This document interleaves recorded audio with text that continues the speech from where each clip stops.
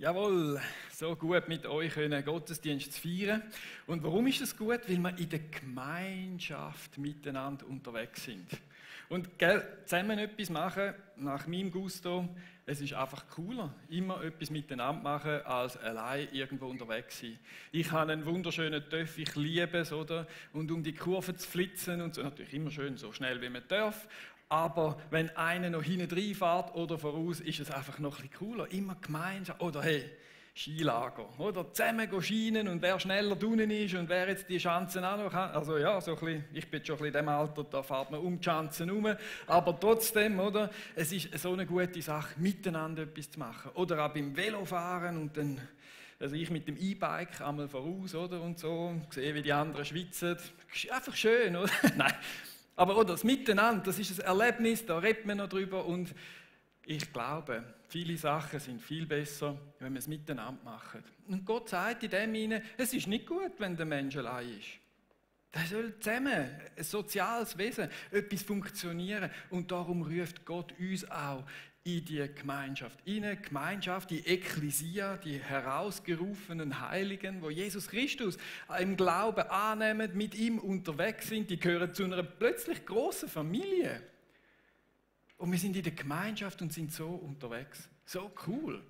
Und dort sind wir dann drin in dieser Gemeinschaft und dienen miteinander, machen gute Sachen, wir singen, wir danken. Und das sind die Predigten, wo Joni Steffi schon vorausgesetzt haben in dieser Serie von der Gemeinschaft, der Predigtserie über Gemeinschaft. Und wenn wir dann zusammen so dienen und beten und singen, dann kann man ja sagen, hey, wir machen zusammen Gottesdienst. Also allein Gottesdienst oder mit euch zusammen und mit euch am Livestream ist doch eine super Sache. Und ich glaube, es ist gut, oder? Und dann, wenn wir so als Gemeinde unterwegs sind und dann gibt Gott jedem Einzelnen von uns, oder? Das ist so das Gemeinschaftliche. Und auf der anderen Seite redet Gott auch zu uns allein. Und dann sagt er, ich gebe euch ein neues Gebot, das Gebot von der Liebe. Liebe Gott von ganzem Herzen, liebe deinen Nächsten wie dich selber, dich auch. Und das ist klar, das geht nicht, wenn du allein bist. Du brauchst also Gemeinschaft, um das Gebot, das Gott oder Jesus uns gibt, auszuleben. Und dann fängt es eben schon an, oder? Der Nächste Liebe. Das heisst, Konflikt anzugehen. Und wo die Leute zusammenkommen, es menschelt ja schön, oder? Also die perfekte Kirche ist nicht mehr perfekt, wenn ich dann dort dazukomme, oder? Weil ich ecke an und dann gibt es Lampen und dann gibt es Konflikte und denen nicht auszuweichen, das ist Liebe. Ehrlich und direkt sein, das ist einer von unseren Werten. Und dann in so einem Konflikt oder in einem guten Gespräch auch vielleicht zu vergeben, gilt übrigens auch für Ehepärle, Mann, Frau, sich zu vergeben. Das Vertrauen kommt dann vielleicht wieder ein bisschen später, aber die Vergebung da, sich tragen dir es nicht mehr an. Dich zu lieben, da sind wir herausgefordert in der Gemeinschaft hinein. Und ich meine, das ist ja die eine Hälfte. Die andere Hälfte ist der Frömmigkeitsstil von jedem Einzelnen.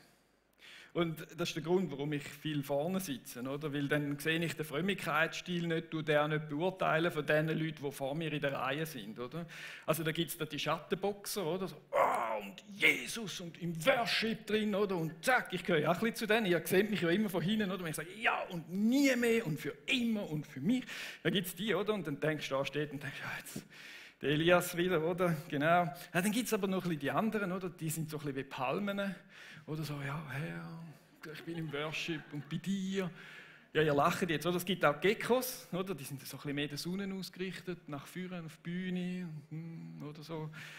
Dann gibt es die am Baum anlehnen, die stehen einfach so da. Ah, da hat es Propeller, super. Ich sage jetzt nicht, dass die nicht dabei sind, oder? Aber es ist ein anderer Frömmigkeitsstil als ich habe, oder? Und dann gibt es noch die müden Christen, so im Stuhl. Und ich glaube, dass die Müden eine tiefe Gottesbegegnung mit Gott. Genauso wie ich, wo vorne am Wirbeln bin und die Palmen. Und ich will das jetzt nicht gegeneinander ausspielen. Ich habe mehr so ein bisschen einen Lacher wählen und den Punkt halt, oder, dass die Liebe bedeutet, dass wir den einander annehmen. Du musst halt vorne sitzen, oder, wenn dich Palmen stört vor dir, oder? Das ist halt so ein bisschen, ja, gell? Aber das ist Gemeinschaft. Zudem ruft uns Gott rein. Gemeinsam singen, oder? Das ist dann fängt schon an, oder? Der andere anzunehmen, gemeinsam singen, in der Gemeinschaft sein, oder? Aber Gott hat eine ganz coole Verheißung und ist in jeder Serie bis jetzt oder jeder Predigt bis jetzt da gekommen. Das heisst, da kommt die Gegenwart Gottes, die Shechina, kommt in die Gemeinschaft der Heiligen hinein. Und wisst ihr was? Das braucht es. Weil ohne die könnte ich die Palme oder den Schattenboxer oder den Sitzenden gar nicht annehmen. Der würde mich so aufregen. Und ich wundere mich, also ich meine, ich bewundere euch, dass ihr alle da hinten sitzt und nicht in die vordersten Reihen sitzt, oder? Weil dort hast du ja niemanden, der dich ablenkt, oder? Ihr seid ja schon so voll in dieser Liebe rein und könnt das annehmen, was vor euch passiert, oder? Das finde ich so gut. Und für mich ist so klar, dass wenn Gemeinschaft ist, muss ja Gottes Gegenwart da sein, mit seiner Liebe und unsere Herzen verändern und zusammen mit dir zusammen zeigen, hey, ich liebe im Fall den da vorne, der so wedelt, da am Platz 112, der Elias, den liebe ich im Fall so fest wie dich auch. Ich liebe jeden da in diesem Raum so fest wie dich auch. Hör doch auf Urteilen und konzentriere dich auf mich. Und das ist Gemeinschaft. Und um diesen Gedanken so mal festzuhalten, da braucht es Gottes Gegenwart in dieser Gemeinschaft hinein, die uns, dich und mich verändern tut.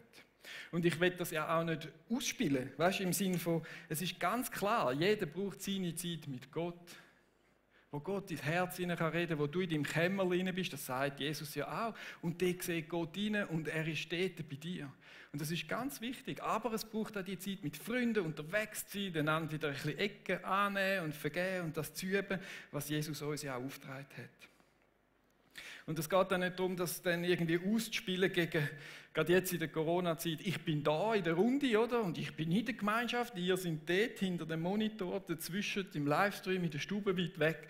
Das wollen wir doch auch nicht ausspielen. Weil gerade auch bei euch in der Stube hinein kann Gottes Gegenwart kommen. Weil die kleinste Einheit, Gemeinschaft, ist ein Ehepaar. Oder sind zwei Leute, die zusammen sind, wo 2 oder 3 zusammen sind. So wie bei euch in der Stube. Dann kommt Gottes Gegenwart auch dort hin. Das wollen wir nicht zusammen irgendwie ausspielen oder so. Und sondern wir wollen viel mehr mit dem Chat, wo wir zum Beispiel auch haben im Livestream, ein bisschen zeigen, hey, du bist jetzt nicht ganz allein, oder? Du kannst reinschreiben, hey, da kommt Hitnau, ich bin dabei, oder? Und wow, und so. Für das ist das da. Und wenn man den Button kann klicken oben im Livestream für Gebet, dann zeigt das, hey, wir sind viele Leute, die an Gott nachfolgen und wir sind zusammen, wir können zusammen für dieses Anliegen, gerade im Livestream, einstehen. Und das bringt uns natürlich dann genau zu dem letzten Punkt von dieser Serie, Pray Together. Zusammen beten, in dieser Gemeinschaft hinein beten.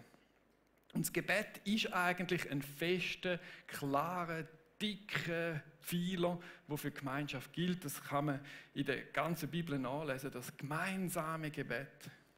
Das findet man, und man findet das vor allem im 1. Timotheus 2, 1-4. Und das ist so der Vers, wo wir heute Morgen, es gibt mehrere Verse darüber, aber das ist so der, wo wir heute Morgen einschlagen wollen. Ich werde nicht mehr viele andere Verse, weil der ist sehr aussagekräftig und ich werde den gerade lesen. Das Erste und Wichtigste, wozu ich die Gemeinde auffordere, ist das Gebet. Es ist unsere Aufgabe, mit Bitten, Flehen und Danken für alle Menschen einzutreten, insbesondere für die Regierenden und alle, die hohe Stellungen einnehmen, damit wir ungestört und in Frieden ein Leben führen können, durch das Gott in jeder Hinsicht geehrt wird und das in allen Belangen glaubwürdig ist. In dieser Weise zu beten, ist gut und gefällt Gott, unserem Retter. Denn er will, dass alle Menschen gerettet werden und dass sie die Wahrheit erkennen. Amen, genau. Und das beindeln wir heute ein Stück weit auseinander. Und beim Paulus, also es wird ja recht ziemlich schnell klar, was hat Priorität. Als erstes und wichtiges, bam, setzt er gerade erste Priorität Gebet. Und das finde ich wow. Das schreibt er. Und es ist nicht so, dass er es am Timotheus schreibt, im Fall das Erste und das Wichtigste ist dies Gebet für die Gemeinde. Er macht das nicht. Er sagt, die Gemeinde, alle. Und ich finde, ich hatte das überlegt, oder? Der Johannes Wirth, Bewegungsleiter von der GVC, in dieser schwierigen Corona-Zeit schreibt er einen Brief an die junge Gemeindeleiterin Steffi Schneider. Natürlich auch an Joni, aber so ein bisschen, sie ist die Jüngste bei unserem Team, da nämlich sie, so jung, oder? Und dann schreibt er dort drin, Steffi, es ist schwierig. Ich weiss, wir kämpfen durch die Zeit durch, die Maskenpflicht und alles, aber wir gehen da durch. Ganz wichtig ist, bett du für die Gemeinde. Eben nicht. Das schreibt er nicht. Er wird schreiben, und jetzt stehen zusammen als Gemeinde und beten. Das ist das Erste und das Wichtigste. Und genau so schreibt der Paulus am Timotheus, dem jungen Gemeindeleiter, nicht, hey, du solltest mal ein bisschen mehr beten. Also irgendwie bettest du, glaube ich, zu wenig, oder, wenn es da ein Problem gibt bei euch in der Kirche. Nein, er sagt, hey, und die ganze Gemeinde, du und ich, wir gehen auf die Knie oder hocken im Stuhl oder stehen oder wie auch immer, Hände unten, Hände oben, wir beten. Und jetzt hat es dich. Es steht nicht, und die begabt sind im Gebet und die geschwollensten, frommsten Bete formulieren können, oder? Nein, alle. Das ist gemein. Es gibt sicher solche, die mega gut begabt sind und das können, oder? Und das passt auch mit der Zeit, hey, da kommen die Wörter raus und so, oder? Und vielleicht bist du nicht so, aber auch du bist gemeint. Die Gemeinde, das Zusammensein. Und dann sollen wir doch mit Bitten und Flehen vor Gott kommen. Und wisst ihr, was ist das Traurigste? Wenn wir diesen Vers jetzt genau auf GVC nehmen, dann ist eigentlich der wichtigste Teil vom Gottesdienst schon vorbei und ihr seid spät gewesen.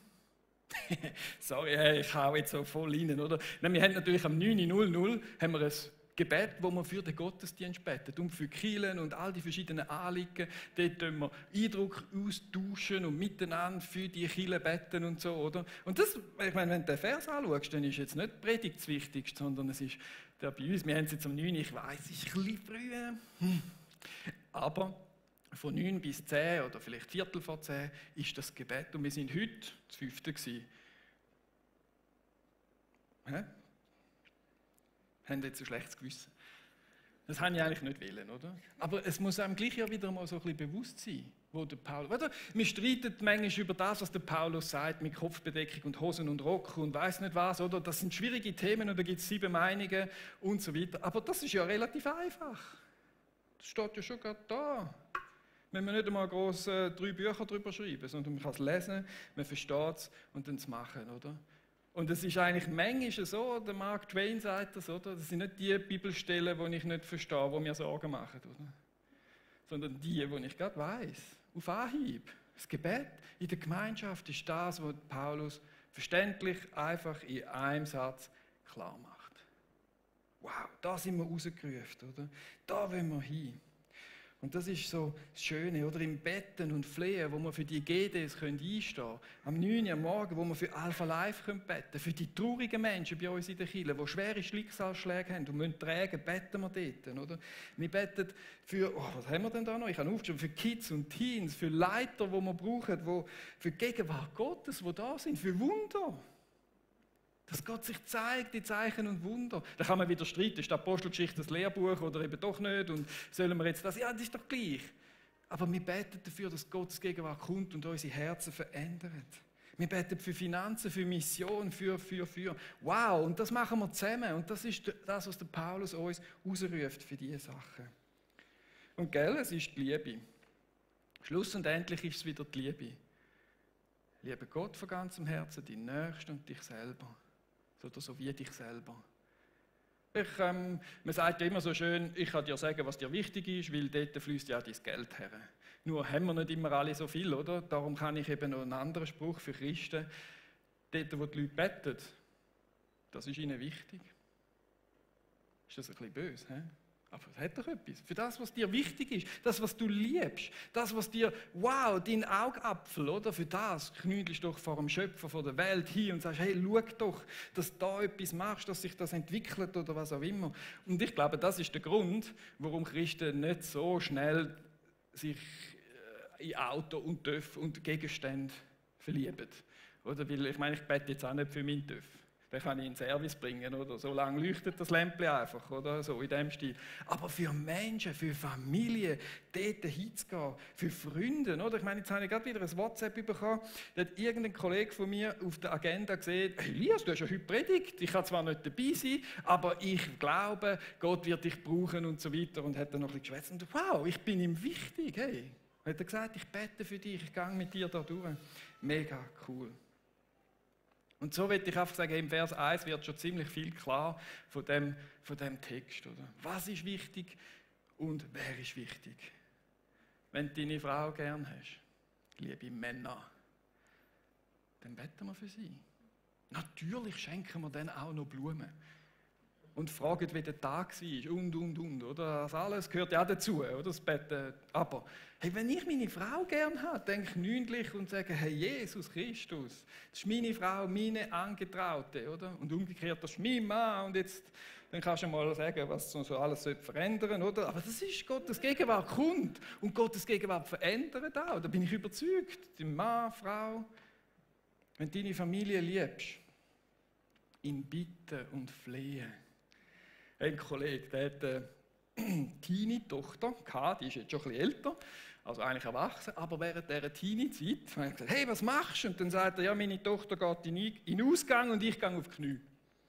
Oder? Ich meine, ja, der liebt seine Tochter. Oder? Er hat gesagt, ich kann nichts mehr machen, oder? Die ist, oder? Und wie sie aussieht, wow, oder? Und ich habe ihr gesagt, sie sei die Schönste und sie soll sich ja nicht und alles und erzählt und sie weiß es. Jetzt, wenn sie in den Ausgang geht, ja, ich gehe ein bisschen dort und dort hin, dann gehe ich daheim auf die Knie. Weil er seine Tochter liebt. Das macht er beim Sohn natürlich auch, oder? Aber so von Mann zu Tochter ist es schon noch so ein bisschen kribbelig, oder?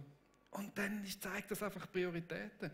Und wenn du deine Gemeinde liebst, die Kirche da, die Gemeinschaft, jetzt GVC, das sind Namen, oder? Aber wenn du die Gemeinschaft liebst, das Reich Gottes, wo wir zusammenkommen, dann beten wir für dich. Mit Bitten und Flehen steht im Text drin. Und das schweißt zusammen, dich als Familie, aber auch uns als Kirche, oder? Ich meine, gell, wir haben das 6-20er-Gebet. Jeden Tag, 6:20 Uhr stehen wir auf und beten miteinander. Wir sind nicht besonders viel, aber es schweißt zusammen. Es sind auch nicht meine besten Freunde dort. Und wir sind ganz sicher nicht mit allem gleicher Meinung. Nur schon Masken nicht und Verschwörung da und das und dieses und ja, oder?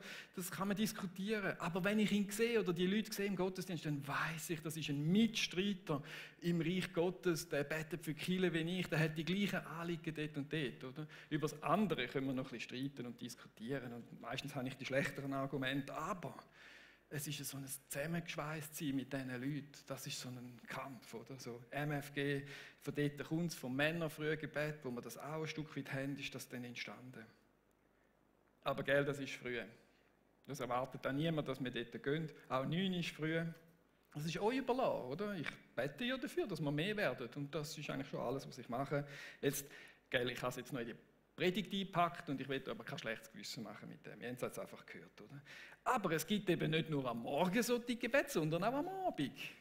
In der Small Group zum Beispiel, in der Passion Group zum Beispiel, wo man kann sagen, hey, also 7:30 oder 8, das sind so Zeiten, wo man gut unterwegs ist, da haben wir Kind vielleicht im Bett und so, und dann geht man in die Passion Group oder in die Small Group, wo man da anbietet.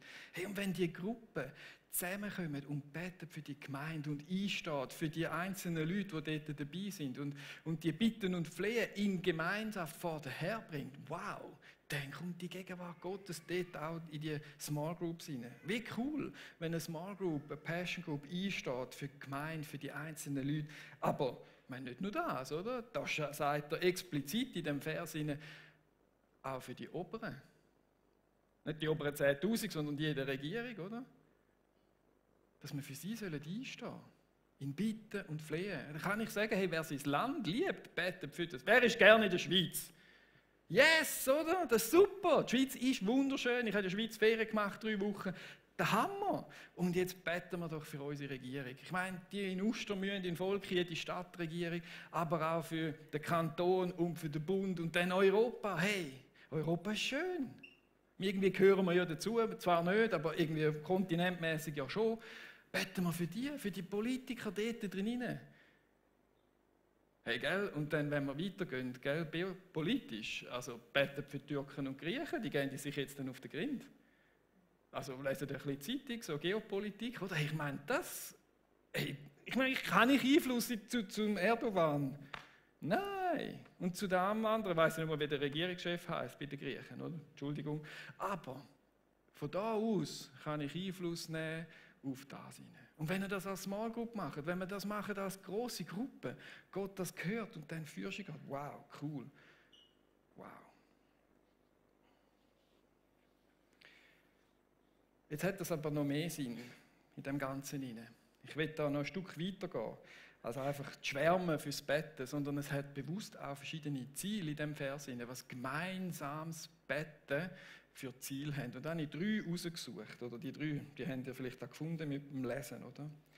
Und das ist das dreifache Ziel vom Gebet. Und das erste ist der Frieden. Wenn wir für die Obrigkeit beten, kehrt Frieden ein. Wenn wir in der Gemeinschaft beten, vielleicht in der Ehe. Ich meine, wenn ich mit meiner Frau zusammensitze auf dem Sofa und wir haben vorher gestritten und dann so mäßig wieder versöhnt, aber schon so, dass wir wieder zusammen auf dem Sofa sitzen können und dann sagen, hey, komm, wir beten. Das verbindet. Und dann plötzlich habe ich wieder Frieden im Haus. Durch das gemeinsame Ausrichten auf Jesus Christus, auf das gemeinsame Ausrichten auf das, was wirklich zählt, der andere nämlich. Weil in vielfältiger Weise geht es immer auch um andere im christlichen Glauben. Und das merken wir, wenn wir zum Nächsten kommen, oder? Nein, das wäre ja der 3. Punkt, aber das ist ja gleich. Der 2. Punkt, ein Leben, das Gott ehrt. Also wir kommen, gemeinsames Gebet als Kirche bringt Frieden. Frieden für dein Leben, Frieden in der Kirche. Auch wenn man nicht ganz gleicher Meinung ist, aber man geht fürs Gleiche. Wir wollen unsere nächste Generation prägen. Wir wollen, dass Teenies glaubensvoll aufwachsen und ein anständiges Leben leben, wo wir ihnen helfen mit Gebet und natürlich mit den allen Gefäßen, die wir da drin haben. Aber es bringt eben auch mehr, durch das Gott in jeder Hinsicht geehrt wird und durch das in allen Belangen glaubwürdig ist. Also das Ziel, das wir haben, wo ein gemeinsames Gebet hat, ist, dass wir ein glaubwürdiges Leben leben. Und ein Leben, wo Gott geehrt wird. Und ich will jetzt nicht nochmal quasi so wegen dem Gebet am Anfang, oder? Dann sagen, ja, du sollst das nicht, du sollst das nicht, du sollst das nicht. Und ein guter Christ macht das und dieses. Ich glaube, um das geht es gar nicht. Weil wenn wir zusammen sind und im Gebet sind und zusammen Gott gross machen, kommt er Raum in unserem Herz hineinüber. Dann geben wir ihm Platz, wir machen ihn gross.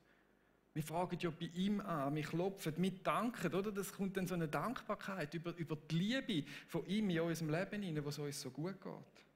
Und wenn er Platz bekommt in unserem Herz, dann fängt er an zu verändern. Gewisse Sachen zeigt er uns auf. Ich weiss nicht, was es bei dir ist, aber bei mir erlebe ich das immer wieder, dass es wieder da ein bisschen stupft und dort und so, weil ich will ihm Platz machen. Ich strecke mich ja aus nach ihm, Herr Jesus Christus. Du bist da und ich danke dir für dort, wo ich wohnen kann, für meine Frau, für all das, was ich habe. Und dann kommt vielleicht eine kleine Stimme, ja, wie wäre es denn, deiner Frau mal Blumen mitzubringen? Ich meine, das ist ganz einfach, oder? Ich kann jetzt nicht da vorne stehen und sagen, hey, Christen bringen dir eine Frau Blumen, oder? Aber wenn wir uns ausstrecken nach Gott, nach seiner Größe in unserem Herzen, aber auch im Reich Gottes auf dieser Welt, nach Kirchen, nach Leuten, die den Glauben kennenlernen, die Jesus Christus kennenlernen, dann wird er uns Schritt für Schritt verändern. In ein Leben hinein, das ihn ehrt. Wo ihn ein Stück weit zum Ziel hat und wo ihm gefällt. Dann wird unser Leben glaubwürdig. Weil wir nicht nur predigen und nicht danach leben, sondern weil wir predigen und leben. Weil wir echt sind. Und dann sehen es die anderen und denken, du, der hat etwas, was der sagt. Ich meine, den beobachte ich jetzt schon lange. Oder? Also mein Nachbar, die Nachbarn sind so die Klassiker, oder? Denen kannst du lange einen Flyer um die Ohren hauen, oder? Wenn er dich wieder, du, jetzt hat er sich wieder versöhnt mit der Frau, he? Gestern war recht laut gewesen, he? Aber die schaffen es irgendwie. Und dann komme ich und erzähle ihm irgendetwas von Vergebung, dann macht der Link schon. Verstehen ihr? Und so wird unser Herz verändert und soll unser Herz wahr werden, echt werden, gottgefällig, oder? Seine Sachen nachzufolgen. Und dann der 3. Punkt ist, damit alle Menschen gerettet werden. Gebet in der Gemeinschaft. Gottes Gegenwart, die dort drin hineinkommt, die Schechina, führt dazu, Schluss und endlich, dass Menschen gerettet werden. Und das ist ein cooler Punkt, finde ich mega, weil da geht es wieder darum, es geht nicht nur um uns und um Jesus, sondern in vielfältiger Art und Weise geht es darum, andere Menschen zu erreichen.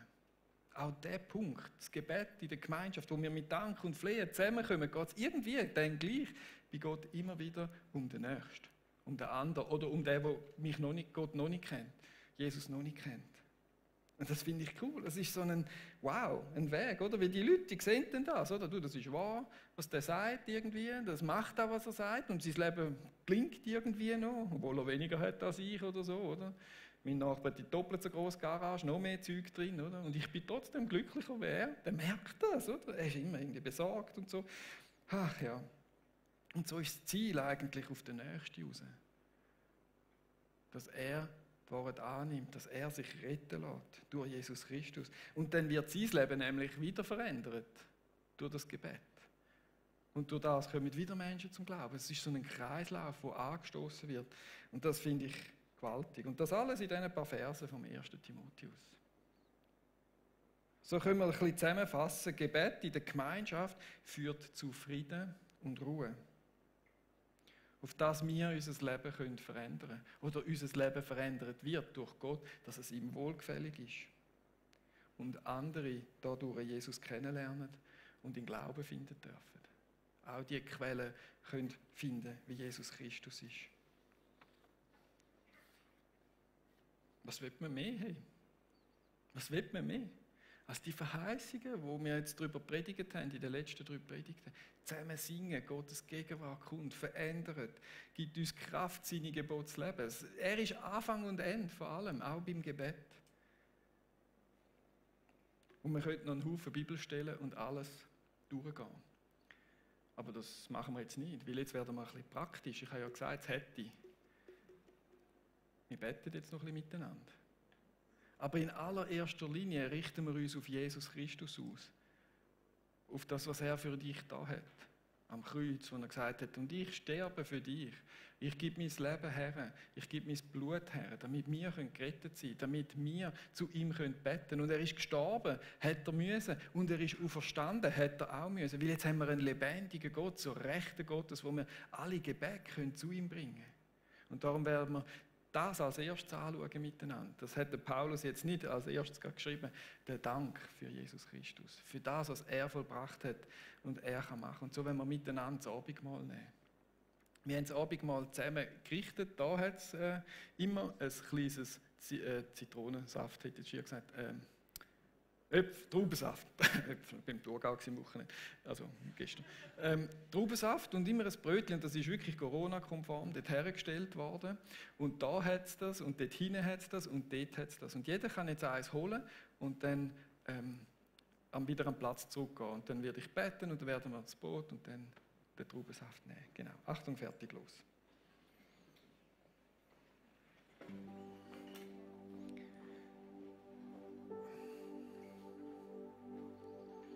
Und das wäre jetzt Zeit bei eurem Livestream, einen Kühlschrank und auch das Abendmahl holen.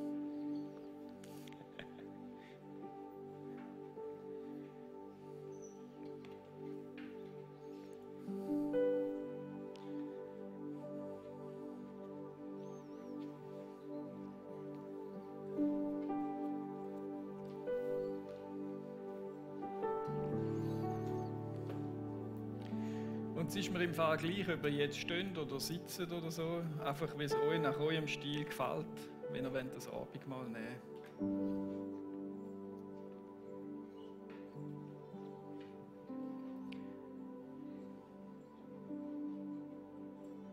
Und jetzt gehen wir in Dank hinein und sehen in unserem Leben die Liebe Gottes und sagen ihm einfach Danke für das, was ist.